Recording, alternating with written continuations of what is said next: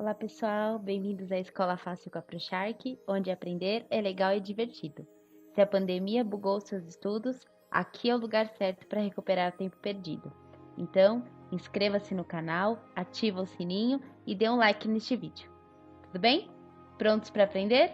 Então, vamos lá! Para a questão 26 e 27 tem um texto, e aí no texto ele diz assim: uma das consequências das trocas de calor que ocorrem durante uma transformação química realizada em meio aquoso, ou seja, na água, é a variação de temperatura do sistema.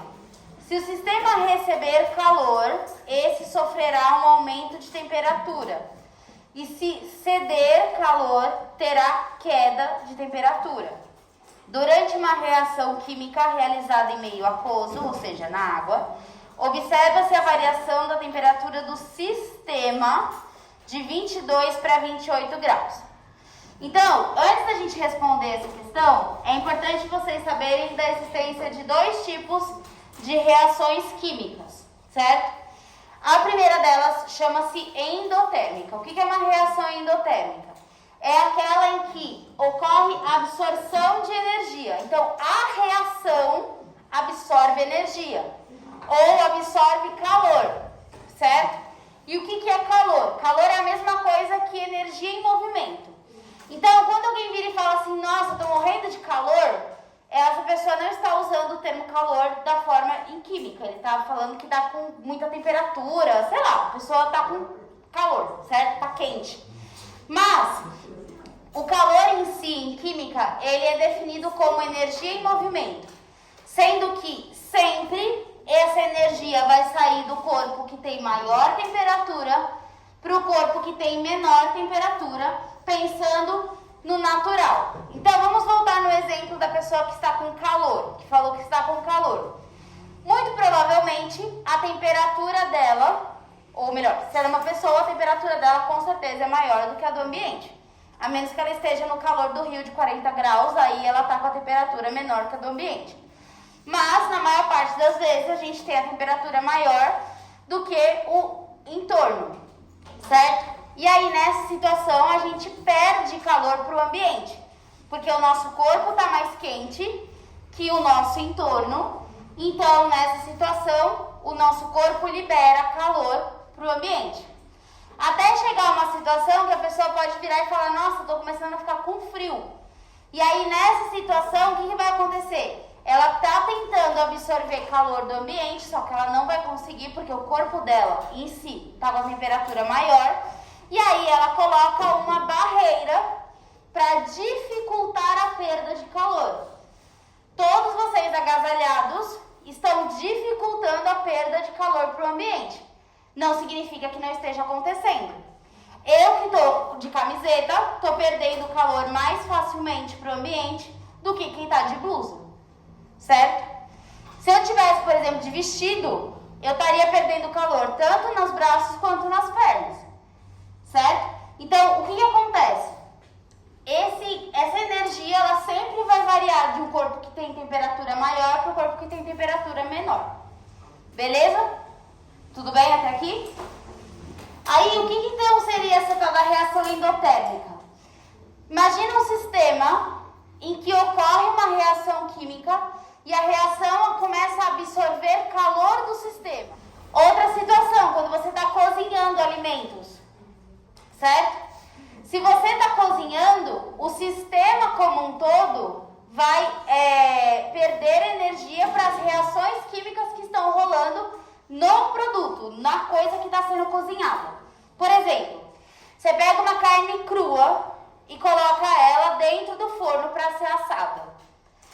A carne só vai modificar porque vai acontecer reação química nela, que estava gelada, e essas reações químicas vão absorver energia e vão mudar a formação daquele alimento. Então ela sai de crua para assada. Em contrapartida, o sistema forno tende a resfriar. Por que ele não esfria? Porque tem uma chama que está alimentando ele o tempo inteiro. Se você desligar, por exemplo, o forno antes da carne terminar de ser assada, as reações que estavam acontecendo finalizam e aí você vai observar que o forno vai ficar frio e a carne não vai ter cozinhado, não vai ter sido assada da maneira correta. Então, quando eu penso em reação endotérmica, eu estou pensando que a reação em si, que as trocas de elétrons que estão absorvendo energia. Já na reação exotérmica, a reação que libera energia. Então, no caso da reação exotérmica, a gente pode pensar na combustão. Pega uma folha de papel e acende. E se você ficar com a mão na folha de papel enquanto ela está queimando, você vai observar que a sua mão vai queimar junto com a folha de papel. Por quê? Porque aquela reação está liberando energia. Quando você queima qualquer coisa, ao redor da coisa que está sendo queimada, fica quente. Então, se você vai de Feliz Alegre saltitante e põe a mão na panela que está no fogão, você vai queimar a sua mão. Porque a panela vai estar quente e ela está conduzindo o calor que foi gerado pelas reações químicas. Então, toda vez que a gente pensa em combustão, a gente pensa numa reação que libera energia para o sistema. Se você põe a mão num negócio que libera energia para o sistema vai estar quente. Se você põe a mão num negócio que absorve energia do sistema, o sistema estará frio. Então, a diferença é reação endotérmica, a reação absorve energia e o sistema fica frio. Reação exotérmica, o sistema vai ficar quente porque a reação liberou energia. Dito isso, vamos olhar a questão 26. Conclui-se corretamente que se trata de uma reação. Então, lá no texto ele falou que o sistema aumentou de 22 para 28 graus Celsius. Significa que no sistema aconteceu alguma coisa que liberou calor. Se o sistema aumentou a temperatura, significa que a reação liberou calor para ele. Se a reação liberou calor para ele, eu estou pensando numa reação exotérmica. Se eu tivesse observado uma redução de temperatura do sistema, a reação química teria absorvido energia desse sistema. E por isso a gente teria observado que ele teria ficado mais frio. Entenderam a ideia? Então, quando a gente analisa essa questão, a gente tem que observar quem que aumenta a temperatura e quem diminui. Se eu estou pensando que a reação é exotérmica, significa que o sistema que está essa reação, ele vai aumentar de temperatura. Mas as moléculas envolvidas na reação têm redução de temperatura.